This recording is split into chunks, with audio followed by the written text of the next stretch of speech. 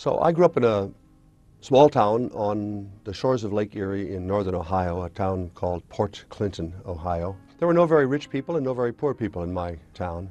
And now, 50 years later, after we've graduated from college, we can see that the kids in the class of 1959 lived the American dream. There was extraordinary upward mobility. 80% of the kids in that class did better than their parents had done. If you go back to Port Clinton 50 years later, the town has changed a lot. The main part of the town is really a kind of a disaster area economically.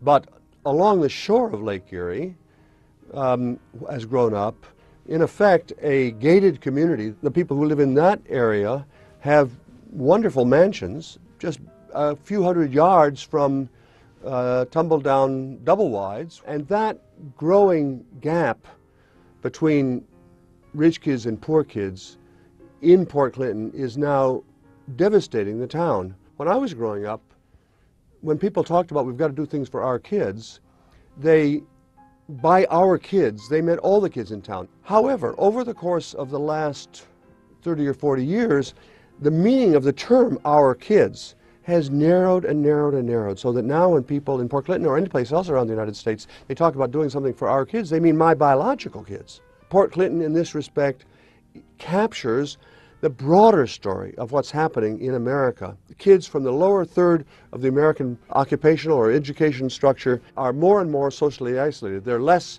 likely than they used to be involved in church. They're less likely to have an intact family. They're much more likely now to be living in a single-parent family. So the core characteristic of being a child from have-not background in America today is that you are socially isolated from everybody. That violates the core principle of the American dream. The core of the American dream is that all Americans, whatever their family background, ought to have a decent chance for making a life for themselves, a life of happiness and prosperity. And that used to be the case. It used to be the case in Port Clinton.